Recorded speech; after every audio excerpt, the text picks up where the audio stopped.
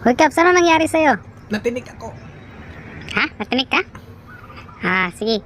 Hintayin mo lang ako ha. Babalik lang ako. May kunin ako pang gamot yan. Ano to? Ito, Caps, oh. Kunin mo to.